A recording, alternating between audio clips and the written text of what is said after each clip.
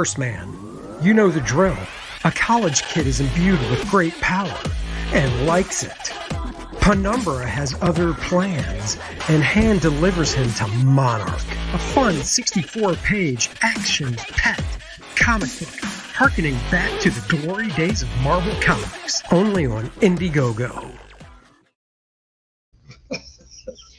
Well, hello! Welcome to another fine episode of the Dennis and Andy Show. I'm Andy. And I'm Dennis. Welcome back. That, of course, started off with my commercial. I love saying my commercial. Makes me sound so hoity-toity. My commercial for my Indiegogo First Man campaign. That's right. I'm pitching it as I always do. Let's take a look real fast. First Man, my 64-page graphic novel starring my character First Man that I created when I was a wee lad. It's up on Indiegogo right now. I would appreciate any support that you can give. You can get the book itself. Once again, 64 pages, square bound. The book itself is $25. There are multiple tiers where you can get the 3-book set, which is the book with my cover, the book with the Bart Sears variant cover, and the program book, which is a 40-page additional book, kind of behind the scenes making of, because people like that stuff. It's almost like the after credits of a movie, except it's a separate book. And that's $75 for all 3.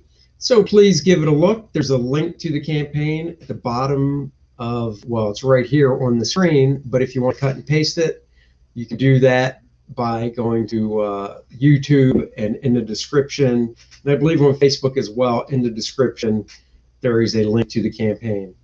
So I would appreciate it if you check it out and support me, the little guy, the indie creator, the small guy. We need your support. It's like small business every day around here. It is. It is indeed. It is. So, moving on to what we always do. Yesterday was New Comic Book Day, so we're going to go through and share with you the books that we bought this week, because Dennis and I are still big comic book nerd collectors. Maybe more nerd than collector. I don't know. I mean, who really classifies? It's both. It's all the same. It's all the same. It's all the same. So let's go through and tell you guys what we bought, share our buying experience with you. Oh, that's the Dennis pick, I know for sure. Sure is. Excalibur. It's starting off. It was several X books today. I was going to say this was a straightforward week. Nothing super exciting came out in terms of brand new first whatevers came out. So Excalibur, good comic. Enjoying reading that right now. Nice. Wolverine. All of this is now taking place after the X of Swords. So, this is all kind of the fallout moving forward with everything. So Wolverine, another solid book.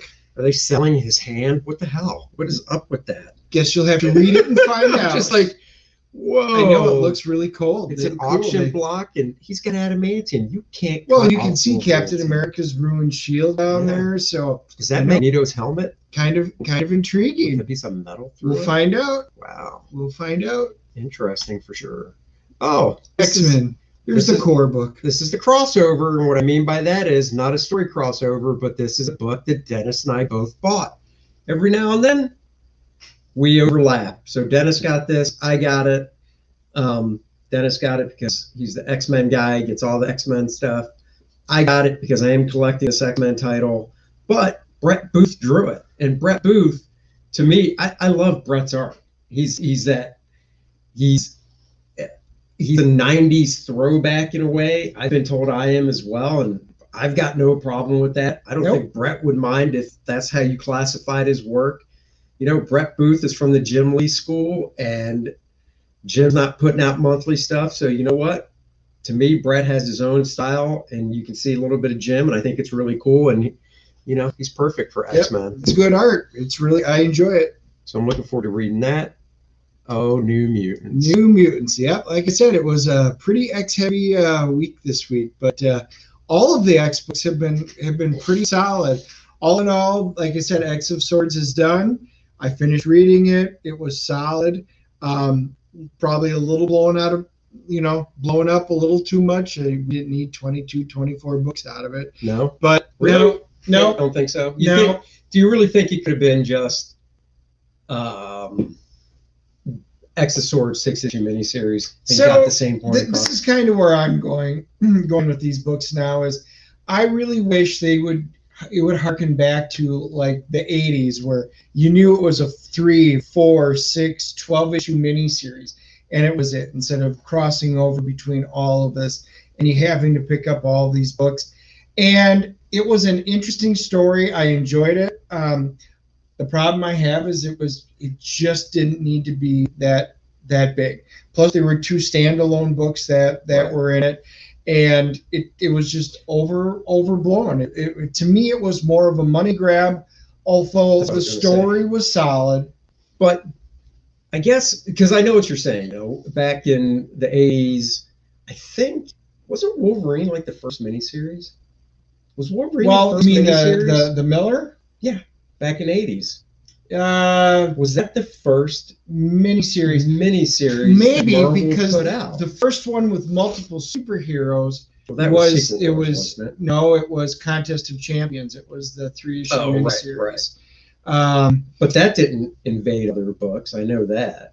Contest of Champions, I don't think did. Well, it brought all the superheroes together. Right. What I'm saying is you didn't have to buy, that month Spider-Man had nothing to do with Contest of Champions. Correct. Superhero Secret Wars, though, first Secret Wars, that had tie-ins. Very few, and they weren't necessary for the story. Obviously, through that you had Spider-Man, 252, because that was actually the origin of Venom. I mean, that really was. That's where that whole thing spawned out of. So, yeah, they did have moderate, but they weren't necessary tie-ins to it. But it was basically a self-contained 12-issue series. Ahoy! What about Ahoy? I like that gesture. One and all. Mahalo, or however you say it. But the thing with Sword of X, is it Sword of X or X of Swords? X of Swords. The thing with X of Swords is, like you said, it was bookended, if I remember right, with a one-shot and a one-shot, and then everything in between was basically you got to buy this many. It went through all the X books. Correct. Basically. You had to buy all the X books. So yeah, you couldn't just buy the first bookend and the last bookend and get the story. You had to buy them all. And I can see the thinking of, because let's look at Secret Wars. What if in the 80s, instead of Marvel Superhero Secret Wars being a 12-issue series, what if it was Marvel Superhero Secret Wars #1 bookend? Yep. And then it went through all their titles, the main titles. Yeah. Not like Marvel Team Up and stuff. Yeah. Spider-Man, Captain America, whatever. And then it ended with a bookend, so you were still, and you ended up with basically 12, 15 titles. So is your complaint, like, let's say, so X of Swords was about 24 books, right? Right. So I think it was 22 in between, and then the 2 bookends. And so if it was 24 books worth of story that you had to get realistically. Right. But what my question is, would you be cool with them doing it with the bookends if the stuff in between was only, say, 6 issues? So was it the fact that it was 24 books? Yes, and it compared to saying necessary. You could just do this as 6. But could they have done what? Could they have condensed 24 issues worth of stuff into 6? Maybe not 6, but maybe a dozen. Right. I mean, that's just 24 books of bloat. I mean, the amount of story that was in there that they told when I was done, I actually sat back with the stack of them and I went, they could have easily condensed this. Right. But they're doing it because they want you, if you pick up X-Men Excalibur, they want you picking up New Mutants, and they want you to grab, to increase the sales. Right. But what we're seeing in the feedback that I'm getting, it's not just in this. It's like Secret Invasion. You start going back through all the big ones. Civil War. It's all bloat, and they're just forcing you to buy all of these other books. It's not special anymore. Secret Wars was special. Right. And Secret Wars that's why 2 was about. But Secret Wars, the original, was great. We got a question. What about says you think MCU X-Men getting introduced via WandaVision? We're going to talk WandaVision tomorrow, but we can give you an answer on that. I'm all caught up on WandaVision episodes 1 through 3. I know Dennis is as well. Yep. And then I don't know the new one's tonight. Yeah, the new one's tonight. Tomorrow morning. So we'll hit it on it tomorrow on the show. My brief answer to that question is I don't know. I've seen people say that there were Easter eggs in like episode 3, and I didn't catch any. I don't know. I don't know if they're going to do that. To me, it would seem to make better. Like I could see something with Quicksilver in it as a guess. My gut feeling is I don't think personally it's going to be a direct lead-in to X-Men, but I bet she winds up like in House of M. She winds up doing something that opens up the door into the Doctor Strange movie, which will then allow the creation or the merging with the X-Men universe into this. I don't know if it'll be a direct tie-in from WandaVision, but I think it'll open a door. I don't even know why they need to do it that way instead of just introducing, how they, after Iron Man, they set up Thor because Thor's Asgard, blah, blah, blah, and then, set up Peter Parker. So I don't understand why they have to go through all this to set up the X-Men. Because the X-Men were in a completely different universe. Yeah, but my point is, you're talking about the Fox movies, right? Right. Yeah, but my point is, why not just trash all that garbage and start new? Well, because it's not like they're pulling in those actors. Half of them were really good, half of them were garbage. So you can't just do that. Yeah, but they're not going to pull out there. Okay, so the ones you're talking about are good. I have a feeling. Is Deadpool coming over? Yes. Yeah, but Deadpool is so recent, and Ryan Reynolds can still play that role. You're not going to get a Famke Janssen, whatever her name is, as Phoenix. I agree. None of those actors are going to be playing the X-Men. So to me, it doesn't. I don't know. We'll see. I hope that answered your question. We'll talk more about it. You do believe Mark Strong would make a perfect Professor X? Yeah, I mean, I could see that. Mark Strong was a great Sinestro, honestly. Yeah. He was a good Sinestro. He's a great actor. It was the only good thing about the movie. Yeah, I mean, I'm not going to argue. All right, so back to this. So you got New Mutants, which reminded me, I did not pick it up, and that's the one book my daughter reads. So it looks like I'll be going back to the store. Oh, this is another one of mine, Dark Detective. I got Dark Detective because I do like Batman, but more than not, if you're new to the show, I buy books because of art more than anything else because I'm an artist. And I love Dan Moore's artwork. I first discovered it on a book called Klaus that came out through Boom Studios. Then he did some Power Rangers stuff, and now he's doing stuff for DC, and I love his work. So I bought the first Future State Dark Detective. I thought it was a pretty good read. I'm very interested to see where it goes. So obviously I picked up number 2 for the art. Let's see. What do we got here? What about says that could have it where Thanos finger snap? Yeah, I mean, there's so many ways they could bring the X-Men in. Yep. I hear you. Or instead of saying no more mutants, she'll create mutants, or as they're we'll talk about it tomorrow. Dark Detective is cool. I give a thumbs up to Dark Detective just for the art alone, but the story is actually pretty good. So I give it a thumbs up. Let's see what else we got. Dune so is a dead spot. I'm telling you, I'm picking these up, and now that I've got the first 4, that's what I said originally, I decided not to even read it until I at least had the first 4 issues in hand. Just in case I wound up not liking it. This way I had to buy all 4, and I'm going to read it. So it's literally just a 4-issue miniseries?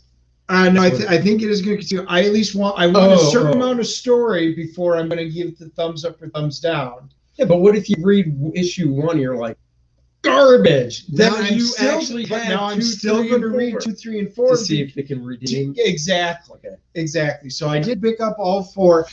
We'll probably do a review on that probably in the next week or 2. Right. I'll read it now, and I'll let Andy borrow it and see what he thinks of it. So very excited about that. All right. This comes later in the show, so let's get back to us. Speaking of DC, big news came up. I'm going to let you talk about it. But Brian Bendis no longer exclusive at DC Comics. No. What is up with that? That was, I'm going to share the screen here. hold on here. I love showing comments, even if it's from the same person. It shows that you care and you're interacting with us. So we will show your comments to interact back. 80s movie can put you to sleep. Good. You know, Dennis asked me before the show if I watched Dune from the 80s, and I did, but I watched it when it came out. So when it came out, 83? Yeah, it was early 80s. So when it came out, I was like 13 years old, and I'll be honest, I don't really remember it at all. Well, when I also asked you if you read the novels, and he goes, novels? It doesn't have pictures? I hardly laughed that off because novels don't have pictures I can look at. So no, I did not read. That movie for its time period was Sting, you know, and stuff in it. That really was a classic movie. I mean, you look at it today and you just can't, it won't hold the candle. But at its time, it was really interesting. Kyle MacLachlan, yeah, it was a good movie. See, when I think of Dune, I think of Tremors. Oh. I do. As soon as somebody says Dune, my wife should be listening to this right now. Somebody that's says, her favorite movie. As soon as somebody says Dune, my first thought is Tremors with the earthworms. Spice is life. Anyhow, so Bendis is no longer exclusive at DC. So to recap, in 2018, the big news broke. This was a 2-page ad right here that they put in the comics with the Superman font. Bendis is coming. And obviously, he was going to write Superman, Action Comics Superman. I think they started off with a 6-issue Man of Steel, kind of harkening back to John Byrne's Man of Steel in the 80s, except this was written by Bendis. And the cool thing they did was each issue of Man of Steel was drawn by a different artist. And they had the heavy hitters. They had Ivan Rice. They had, and this is in no particular order of the 6 issues, Ivan Rice, Adam Hughes, Jason Fabok, Kevin Maguire. Oh my God, I'm blanking on a couple of the other ones now. But I bought that as a trade paperback just because, once again, all those artists knocked my socks off. You know, I read it. It's, you know, Bendis has a specific writing style. So, but when Bendis came over, didn't he bring a whole bunch of talent with him? Yeah, and when Bendis came over, he brought Matt Fraction, Chip Zdarsky, Kelly Sue DeConnick. Those are writers. On the art side, he brought Alex Maleev, David Mack, and then another writer, David F. Walker. I'll be honest, I don't know what, and I'm not a huge, you know, I don't buy a ton of comics. I don't know what Chip Zdarsky wrote for DC. I know Kelly Sue did Aquaman, and I love Aquaman, but I got to be honest, her run did nothing for me. It was, I don't know. I didn't enjoy it. I tried reading a couple issues of it, and I just put it back, stopped buying it. Not my cup of tea. You know, to get off the Bendis thing, when Aquaman came back in 2008 or so, under the writing of Jeff Johns and art of Ivan Rice, that was some ballsy stuff, man. They made, like, because Aquaman was always that character. And by the way, we do tangents on this show. Aquaman was always a character that people laughed at. So they're like, oh, you can talk to fish. That's all you can do. But you've got to think of, and I believe I got this from John Byrne. I don't know if I've ever told you this before, Dennis, but John Byrne's always like, you really can't have a superhero with just one power. And this is my explanation of that. And the explanation goes like this. Let's say magically I get super strength, right? Okay. So I get super strength. Okay. So, okay, I go outside and I'm like, I test it. So I bend down and with one arm, I basically curl up one end of a car. Okay. So it's angled, right? Yep. Okay, cool. But if all I have is super strength and no invulnerability at all, I might have muscle strength to lift that car, but very well it could break my arm. Right. You know what I'm saying? I do. So let's say I lift the tank. I got the tank over my head for like 2 seconds before the tank crushes me. Yes, because your bones aren't strong enough. Right. Right. So you know, with Aquaman, yeah, he can talk to fish telepathically, but he is rock hard because he can go down to the farthest depth of the ocean. He went into the Mariana Trenches. Right. And he won't be crushed. So that means certain caliber bullets bounce off them. See, now in Aquaman, the New 52 run, I really enjoyed that one because he poked fun of himself. Yeah. And it was almost a parody onto itself, but they did it in a very fun, meaningful way. I always enjoyed that. That was probably, in my opinion, the best Aquaman was ever written. Yeah, no, it was good stuff. But, when Kelly Sue did it, it really wasn't my cup of tea. So I bounced on out. Anyhow, back to Bendis. So Bendis comes over to write Superman. At the time, the president of DC Comics was Diane Nelson. And I think he was one of her last big hires before she was... she basically had one foot out the door already. Yeah. And his was the big exclusive deal that she brought in literally right before she left. And you hire somebody like Brian Michael Bendis. Now, it doesn't say this in this article. I mean, it alludes to the fact that he was getting paid really well, of course. It doesn't say what he was paid, but we've heard rumors. Word on the street, he was getting $1,000 a page. Now, look, I'm a comic book professional. I've been doing it for 30 years. For writing comics, that is a huge, huge rate. I mean, 20-page book, $1,000, he's making $20,000 a month to write Superman. I don't think the sales backed it up if you just look at the spreadsheet when the sales coming in, because, you got to pay the artist, which I believe was Ivan Rice. And I know Ivan is one of DC's top talents. So you include Ivan and the inker, and those guys are probably pushing close to that range with their combined rates. Yeah. Right. So let's just lowball it and say, let's say Brian was making 1,000. Let's say Ivan and the inker combined were 700. Yep. Right. That's 1,700 a page. You roll in coloring and lettering. Yep. You can basically say you're at $2,000 a page. So you're right there. You're $40,000 a book in expenses. Okay. I just can't see Superman selling enough to make that worthwhile. They were expecting the numbers to skyrocket and to be it, and it did a little bump, and that it didn't justify it. It just didn't, and that's probably the problem today. Is back in the 80s and 90s, I mean, you had books that, I mean, your solid books, 100,000, 200,000. You had your million books. Now, I mean, a good one's 50,000. Well, there were deals back in the 90s, in the boom time of the 90s, like early mid 90s. Marvel was cutting deals to creators, and I know the creators, I'm not going to mention them, but I know the numbers. I'll mention those. Marvel was cutting deals to, I don't know about writing, I only know from the art side because that's what I do. Marvel was cutting deals to creators for like $40,000 a book to draw a book, and then a book's 20 pages, so you do the math division wise, that's what their page rate is. Yep. And those guys were doing 8 to 10 books a year, and some guys were making $25,000 a book, and some guys were making $15,000 a book. Yep. It depended on who you were.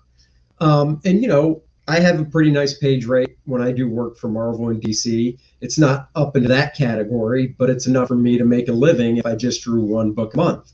And if I did pencil and inks on a book on a monthly basis, I'd make more and have really nice, comfortable living. Point is, I don't fault Bendis, obviously. If somebody offers him 1,000 page and he's like, sold. I mean, look, if somebody came up to me and offered me 1,000 a page, in the back of my mind, I might be thinking, wow, I know what your books sell. That's probably not economically feasible, but if you're going to pay it, I'm going to take it. Yep. But like you said, the sales didn't spike. There wasn't that big spike.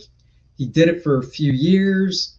And with the AT&T merger buying Warner Brothers, who of course the parent company that was is DC. In June of 2018, right? And we already kind of knew that was going to be a really big question mark for DC Comics, right? And we're seeing the fallout of that. All the exclusives are going away, and the exclusives a lot of the good talent. Francis Manapul is gone from DC. Yep. And he was actually supposed to be working on, the Earth 1 graphic novel yep. they did. They started with Superman and so on and so forth. He was working on an Aquaman one. I think he started it a few years back. That's now shelved. Francis is gone. the Shane Davis, who did the first Superman Earth One graphic novel, he's not with DC. He's doing his own stuff with Indiegogo. Yeah. Kenneth Rocafort is launching a project tomorrow on Indiegogo, and he was a big deal at DC.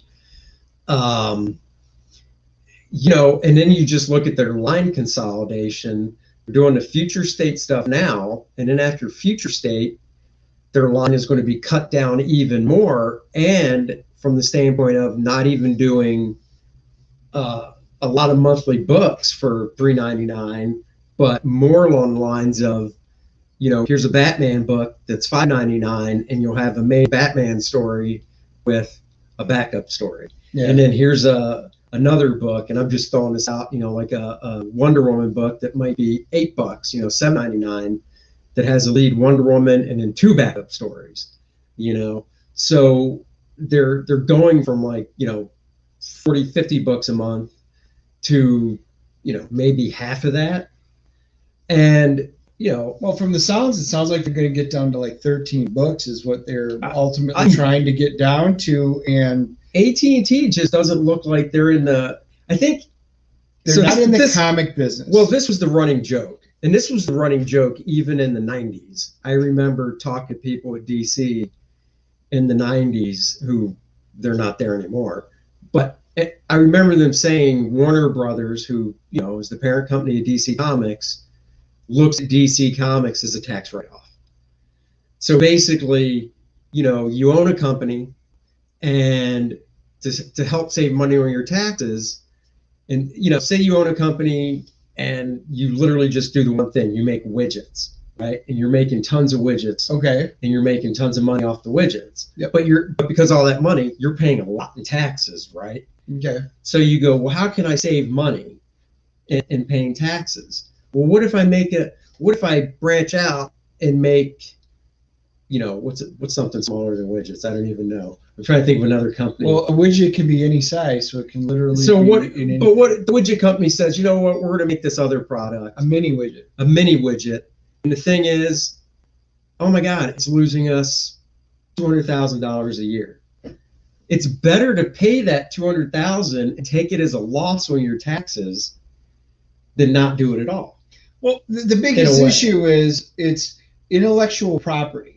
And yes, right, they're losing money, but you need that intellectual property in order to keep the movies going and to keep moving forward with their different things. Because the movies are what's going to make them money, not the comics anymore. Because again, once they raise the prices and continuously do it, that's kind of why the comic industry has really done this in terms of, I mean, today alone, you know, I'm averaging 30, 35, sometimes $40 a week for books.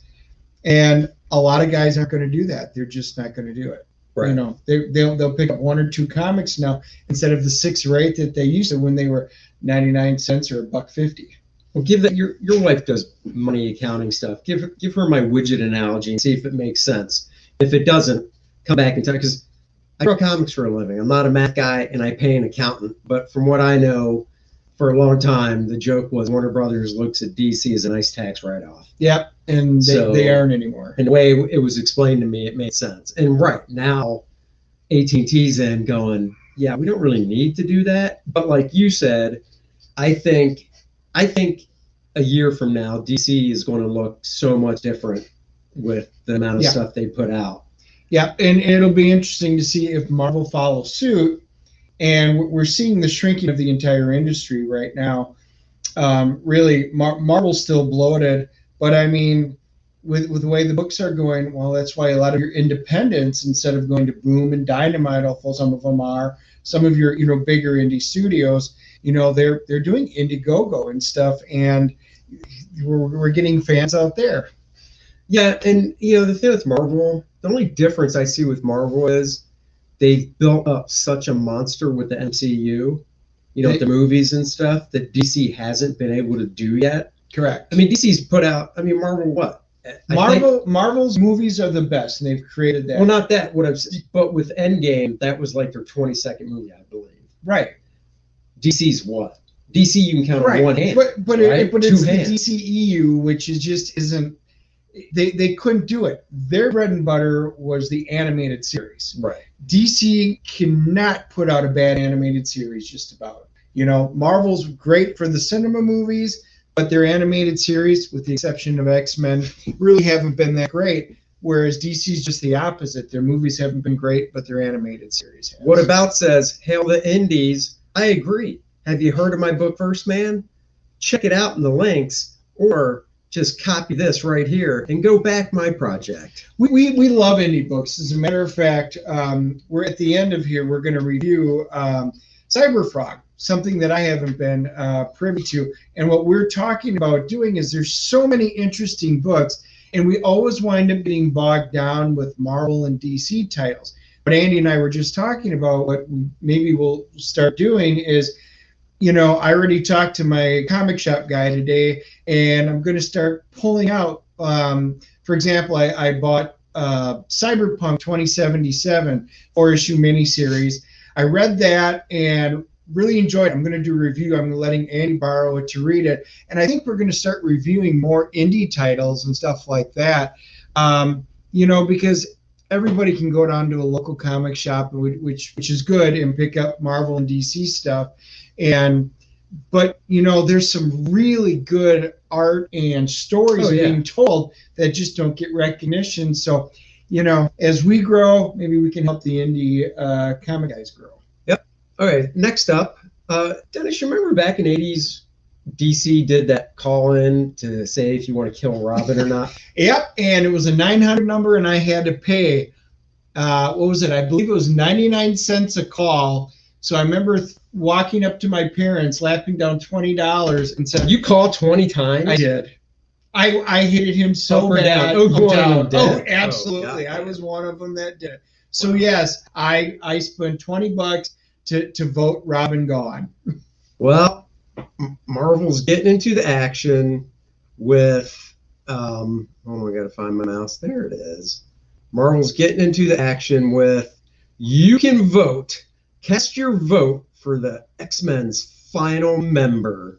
Dun, dun, dun, dun. So the question is, why do they need to do that? Well, why? After X of Swords, Cyclops and Jean sit down, and as they're discussing everything, they realize with Krakoa and Araka all coming together, the two islands, although they're not totally together, they've got all of these new mutants. And now, when you say coming together, you don't mean the islands are somehow merging themselves. They were supposed to. They actually came in. That is not true. These islands can move because they're both sentient mutants. Okay. And it was a pretty interesting ending, and what was wished for in it, and it was like I said, a pretty cool ending. But now we've got a lot more mutants than we've ever had, because all the mutants came into this world from the other place, and now we've got to be able to protect all of these extra mutants. So Cyclops and Jean Grey basically said, we need a new X-Men team that's now going to protect the new mutant nation of Krakoa, and they're going to go out and fight on all of the mutant kinds. Should we watch this little trailer thing here? I don't know if that one works. Let's find out. It's just talking.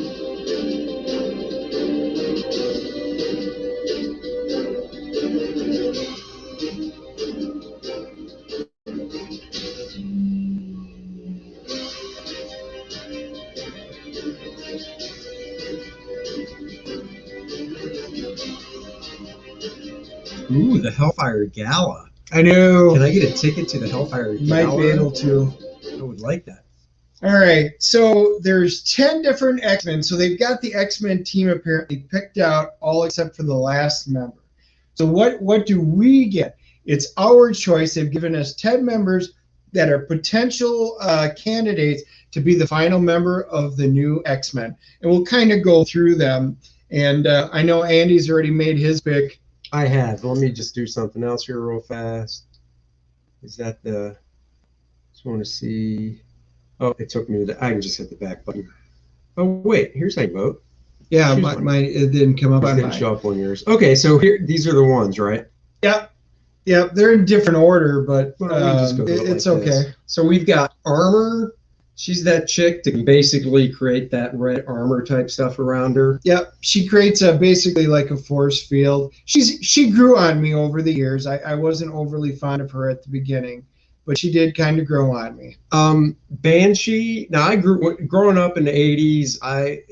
The X-Men I loved was the John Byrne era. Yes, loved the Banshee.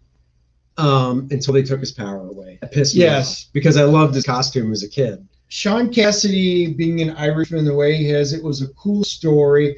The castle related to Black Tom. I mean, there's so much good. I mean, the story was good. He's a great character. Now he had died, then he came back as a zombie, right? And now he's back to being as regular. And yes, and that's where they brought in Siren, and we really didn't need another Banshee-esque type person. Boom Boom. Boom Boom was kind of like Jubilee, but even less utilized. Is Jubilee gone or something? No. Okay. She's a vampire. Totally different story. Okay. Cannonball. I like Cannonball. He's cool. Sam Guthrie's cool. He's always been. His powers are the same. He's always been an interesting, steadfast. I've always liked him in the New Mutants. Forge. Always liked Forge. Yes. So that's cool. Marrow. I think Marrow's kind of cool. Marrow, back when we were dealing with the Morlocks, she was really integral into the Morlock storyline and was a very interesting, again, I think, somewhat underutilized character at the time, but she was pretty cool. Polaris. Was with when her and Havoc got together. It's Polaris. This is why you draw comics and you don't write them. For the longest time, I've got no problem making fun of myself. For the longest time, I know the word hyperbole, right? I know when I hear it, I go, I know what that means, hyperbole. Okay. But when I saw it written down, I pronounced it hyperbole. Of course you did. I knew you were. I was going around too. I was going around saying hyperbole, and finally, a couple of my friends, we were out at dinner one night, and I was saying hyperbole, and my friends are like, "You mean hyperbole?" And I go, "What are you talking about?" And they're like, "Hyperbole." And I go, "Yeah, I know what that word is." They're like, "That's what you're saying." I'm like, "No, I'm not." And they're like, "Spell it." So I spelled it out on a napkin. They're like, "Yeah, that's hyperbole." And I'm like, "Oh." Hyperbole, hyperbole, Polaris, they're interchangeable. Strong Guy's on the list. Or is that strong? No, it's Strong Guy. Sunspot's on the list. I don't even know who the hell Tempo is. Tempo, she was with the Mutant Liberation Front, and she used to be bad guy. Let's put it that way, bad girl, and not so much now. Not one of my faves. So that's it. That's the 10. So you get to vote, and it's now through February 2nd. I love how we have the same screen up, and you don't have this vote thing. Nope, I can't vote for some reason. Well, I'm going to cast my vote right now. Who are you voting for? I'm going Strong Guy. Whoa. I'm clicking done.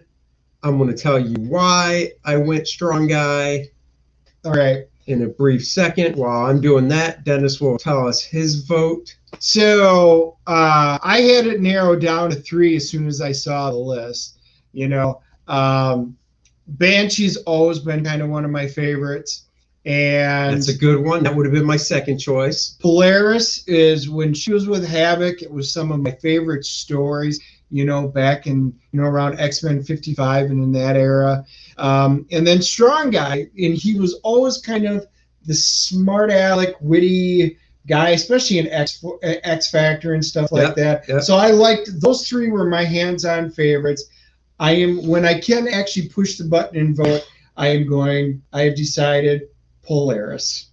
Really? Yes, and it's really between those 3, and her and Banshee, I love them from the original days, but I just haven't seen enough of Polaris. I would like to see her brought in and made useful, not just be another Magneto type person, because it depends on how she's written, how they do her. Just give me that eye candy.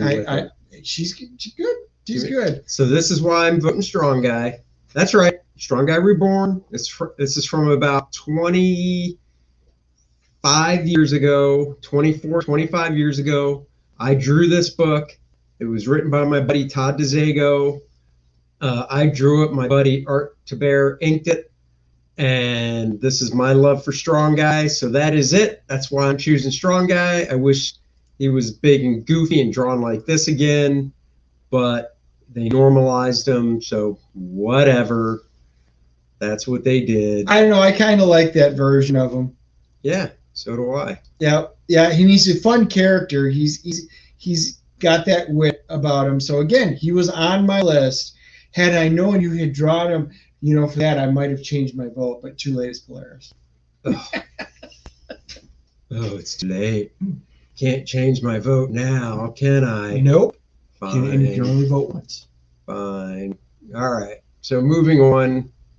1 second here. We get to review a book this week. That's right. So Andy wound up getting Cyberfrog. Now, I'm going to admit I do not have a background. I've never read Cyberfrog. He had picked it up from Ethan's Indiegogo, and he had gotten it in. And I know he enjoyed it. We'll talk about it. So he loaned it to me so I could read it. So we're here to talk about it. Cyberfrog Bloodhoney. This is the actual book. Let me go back to a nice full screen right there. This is my copy. I went with the black and white cover because I love artwork so much. This is Cyberfrog is created by Ethan Van Sciver. He's a friend of mine. You'll probably know Ethan's name from, I guess he's most famous for Green Lantern Rebirth. He did Flash Rebirth.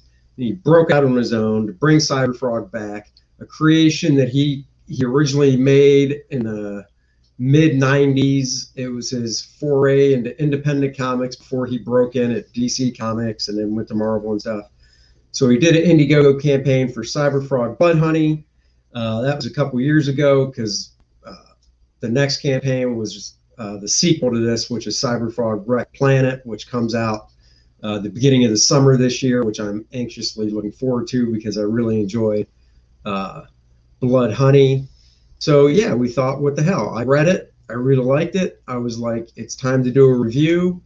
So we're going to review Cyberfrog Bloodhoney. So now I have no background on it. So, I've never read Cyberfrog, didn't know anything about it. So for me, the first thing when I pick up a book like that is I'm going to look at the artwork. And I loved the artwork. So, with Ethan's penciling, and then I know Kyle Ritter, Ritter did the colors. The colors. And I mean, what a great combination. This book popped. I mean, I loved it. Even on like this picture, it takes place in 1998. I love just how he did it. The detail on it, the color scheme. I mean, it visually immediately picked up for me. So I kind of flipped through it before I read it because I just always have to look at the artwork first. And loved it. I love that. So I couldn't wait to kind of dive in on it. Yeah, I got it. I got it to support my buddy. I also got it because I never read Cyberfrog before. It was the first time reading the book. So I wanted to read it. And, we're not going to give away too many spoilers because we want you to read it as well. But the gist is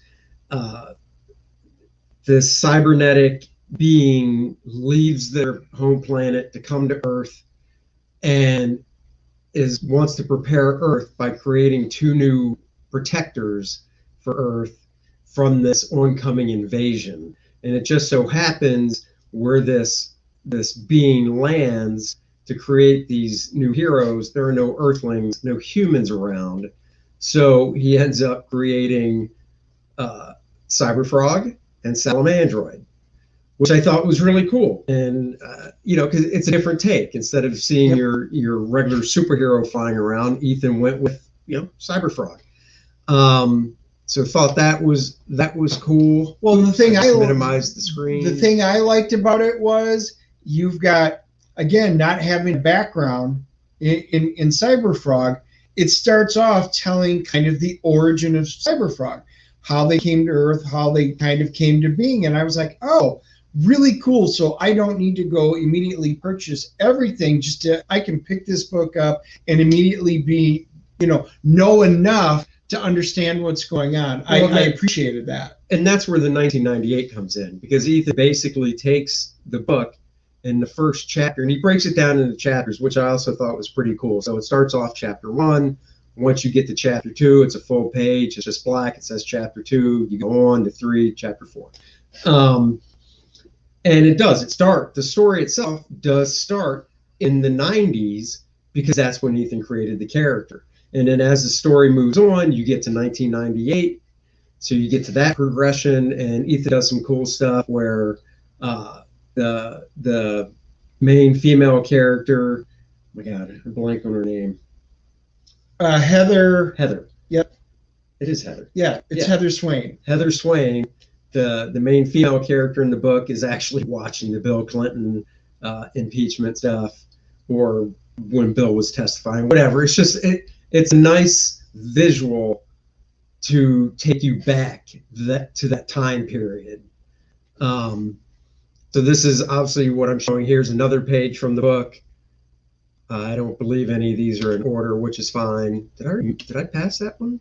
No, that's the next one. Oh, okay. So yeah, so this is next is the Heather. Right, but this is, for instance, in swampy area where Cyberfrog is born and created, and Salamandroid as well. It's just beautiful art. You know, like Dennis said, Ethan's art is very highly detailed. Yeah. Lots of rendering. He does good lighting stuff. He really puts the work in. You know, if he's drawing trees in the background, he details up the trees in the background. It's his style. It works for him because that's the style that he's created with his work. You know, for my work, it would just look weird because I have a different style than that. The one thing that I would point out, and for me, the only issue that I had with the book at all, there's Heather, kind of on that page, it's the lettering, and in some of it, when the computer's actually up speaking and stuff like that, for me that font was a little bit difficult to read. That is literally going to be my only nitpicky point about the entire book. I think it looked beautiful, and then you know, the enemies, the bee, the hives, the way he draws them. Yes. The Vispas. I hope I'm saying that right.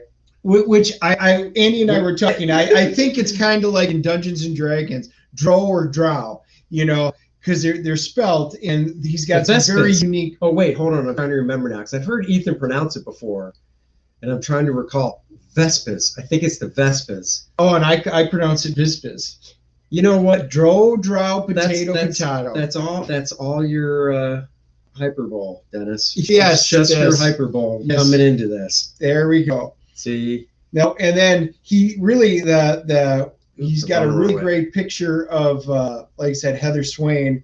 I mean, that's just beautiful art. I mean, that is just actually fantastic. So I would have to go find out if he ever did a really good picture of Jean Grey as Dark Phoenix, because I mean, I just looking at that, I think he would do fantastic with it.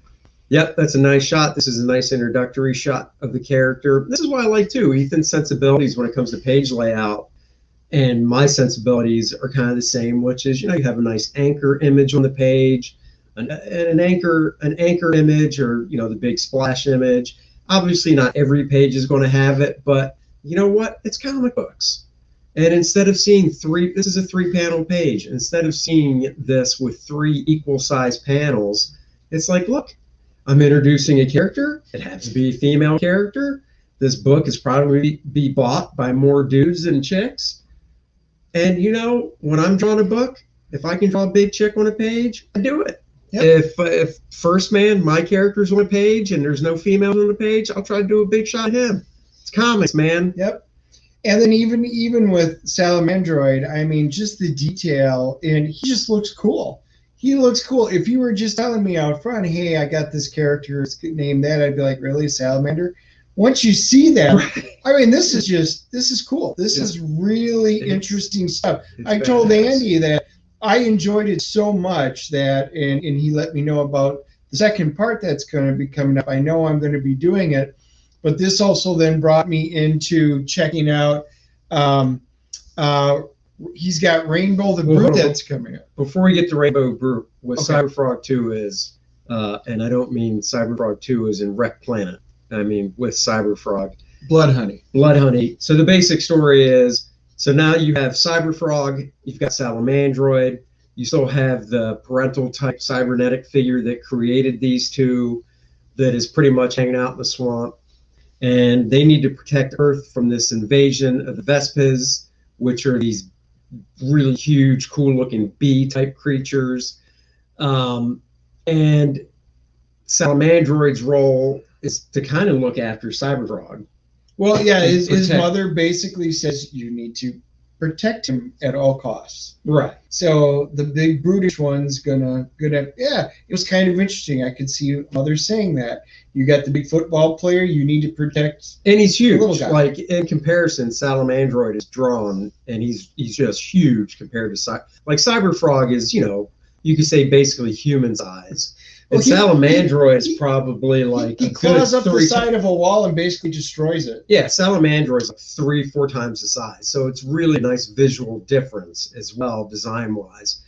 And then Cyberfrog strikes up a relationship with Heather, so they become friends.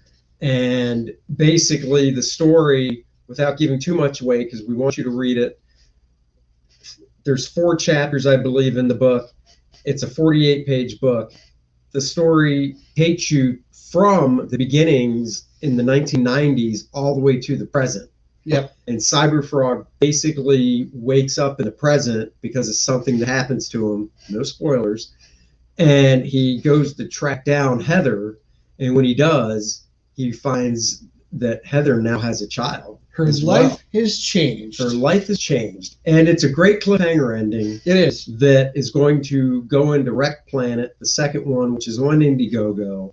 So if you want to get Bloodhoney, the first one, you have to go to Ethan's store on eBay. And if you want to get Wreck Planet, you can go to Indiegogo, just type in Ethan's name or Cyberfrog, and you'll find the campaign, and you can still buy it on Indiegogo. Comes out in the summer. Well, we always do a CGC grade, basically, of any book there or movie that we review. I'm going to say I enjoyed that thoroughly. I said my little nitpicks were small on this. This was an enjoyable book. I liked it so much. We'll talk about that in just a second, but I'm going to give it a 9.0. I thought it was a really good. It was interesting enough where I'm interested in this character now, so I will probably be backing his future ones just so I can see what happens. Yeah, I'd go a 9.0 on it. The thing I like about it too, and the thing that the publishing model that most people are used to is monthly books. They're used to, DC and Marvel and Dark Horse and, all the companies, and this isn't a bad thing, but they all have it down to go to the shop every 4 weeks, pick up the monthly book, and this is what I'm doing with my First Man campaign. This is what Ethan's doing. This is what a lot of guys are doing on Indiegogo with their campaigns is they're doing thicker books, 48 pages or more, and they're coming out pretty much once a year, maybe every 9 months, but more likely than not once a year, which is kind of a European model. Because over in Europe, they put out albums, and the albums are about the same size, 48 to 64 pages.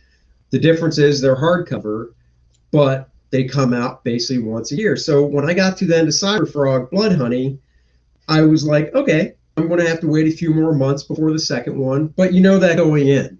So yeah. It wasn't, we're not advertising, hey, come back next month, because we are the company.